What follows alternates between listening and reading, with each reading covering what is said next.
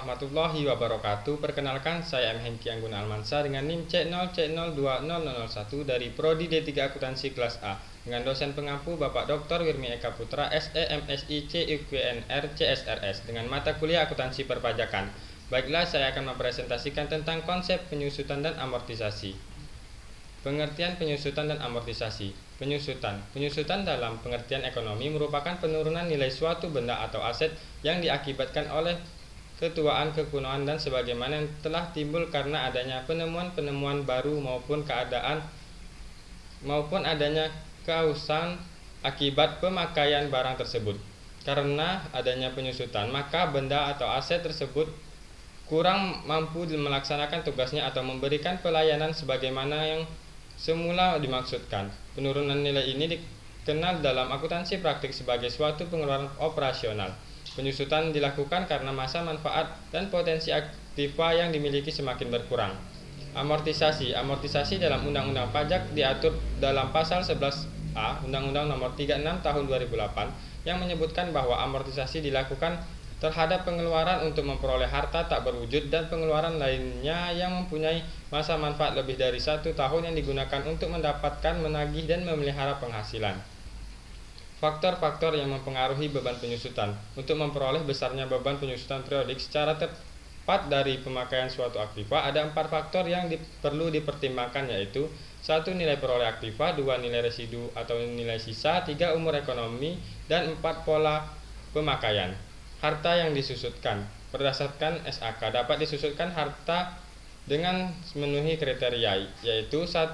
Diharapkan untuk digunakan selama lebih dari 1 periode akuntansi, 2. Memiliki suatu masa manfaat yang terbatas, 3. Ditahan oleh perusahaan untuk digunakan dalam produksi atau memasukkan barang dan jasa untuk disewakan dan atau untuk tujuan administrasi. Menurut pajak, harta yang dapat disusutkan harus memenuhi kriteria sebagai berikut. 1. Harta berwujud yang dimiliki dan dipergunakan dalam perusahaan untuk memperoleh penghasilan. 2. Mempunyai masa manfaat lebih dari 1 tahun. Dasar penyusutan. Menurut pasal 10 dan 11 Undang-Undang Nomor 7 Tahun 1983 sebagaimana telah diubah terakhir dengan Undang-Undang Nomor 36 Tahun 2008, dasar penyusutan adalah harga perolehan, yakni pengeluaran untuk pembelian, pendirian, penambahan, perbaikan, atau perubahan harta berwujud kecuali tanah yang dimiliki dan dipergunakan untuk mendapatkan, menagih, dan memelihara penghasilan yang mempunyai masa manfaat lebih dari 1 tahun. Penggolongan harta tetap yang dapat disusutkan. Harta tetap berwujud yang dapat disusutkan digolongkan menjadi 2 golongan, yaitu 1. Golongan harta bukan bangunan. Kelompok 1 mempunyai masa manfaat 4 tahun, kelompok 2 masa manfaat 8 tahun, kelompok 3 masa manfaat 16 tahun, dan kelompok 4 mempunyai masa manfaat 20 tahun. 2. Harta golongan bangunan.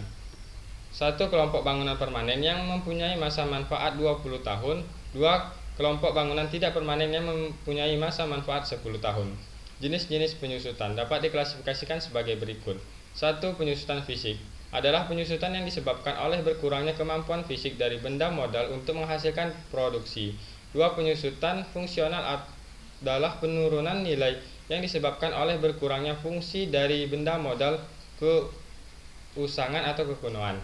3. Penyusutan eksternal atau ekonomi adalah nilai yang hilang yang disebabkan oleh pengaruh dari luar properti. Ada 2 kategori sumber, yaitu 1. Kemunduran lokasi, 2. Kemunduran ekonomi. Metode dan tarif penyusutan. Ada 2 metode yang dapat digunakan untuk mengestimasi penyusutan, yaitu 1. Metode langsung dan metode tidak langsung. Menurut SAK, metode penyusutan yang diperbolehkan pada dasarnya dibagi ke dalam kelompok, yaitu 1. Berdasarkan waktu.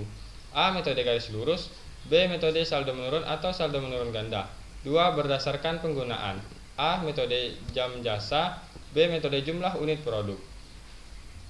Saat dimulainya penyusutan. Menurut akuntansi sebagaimana disebutkan pada PSAK nomor 17, penyusutan dimulai pada bulan Takwin di mana aktiva tetap yang bersangkutan mulai digunakan.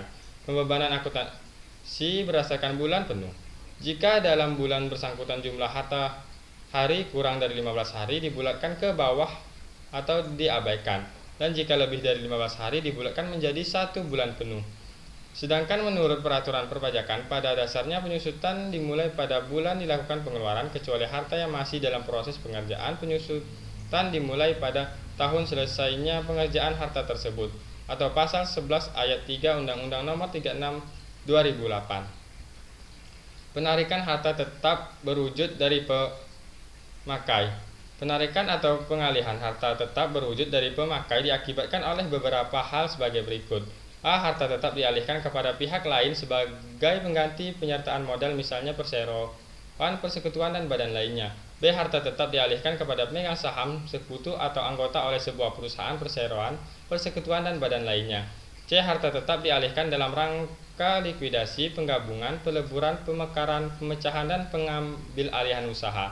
D. Harta tetap dialihkan karena hibah, bantuan, atau sumbangan kepada pihak yang mempunyai hubungan istimewa atau karena keturunan, atau dialihkan kepada badan keagamaan atau badan pendidikan atau badan sosial termasuk koperasi sepanjang tidak mempunyai hubungan dengan usaha, pekerjaan, kepemilikan, atau penguasaan antara pihak-pihak yang bersangkutan. E. Harta tetap dialihkan karena sebab-sebab lain, misalnya harta dijual atau terbakar. Menghitung penyusutan. Dalam menghitung penyusutan, rumus umum yang digunakan adalah tarif penyusutan dikali harga perolehan atau nilai sisa buku. Berdasarkan hal yang menentukan besarnya tarif penyusutan adalah 1. Jenis harta, 2. Kelompok harta, 3. Masa manfaat, 4. Metode penyusutan. Ketentuan lain berkaitan dengan penyusutan berdasarkan keputusan Direktur Jenderal Pajak Nomor KEP 220 atau PJ-2002 yang mulai berlaku 18 April adalah 1. Telepon seluler atau handphone yang dimiliki dan dipergunakan perusahaan untuk pegawai tertentu karena jabatannya atau pekerjaan. 2. Kendaraan bus, minibus, atau yang sejenisnya yang dimiliki atau dipergunakan perusahaan untuk antar jemput pegawai. 3. Kendaraan sedan dan sejenisnya yang dimiliki dan dipergunakan oleh perusahaan untuk pegawai tertentu karena jabatannya atau pekerjaannya. Harta tak berwujud yang dapat diamortisasi. Menurut pasal 11A Undang-Undang Nomor 36 Tahun 2008, ciri-ciri sebagai berikut.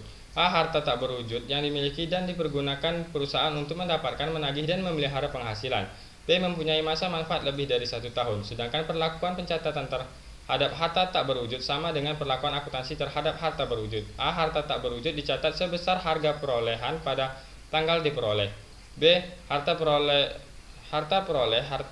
tak berwujud sama dengan jumlah yang dibayarkan atau nilai wajar yang di harta yang diperoleh. C. Metode amortisasi adalah garis lurus kecuali kalau ada yang lebih sesuai.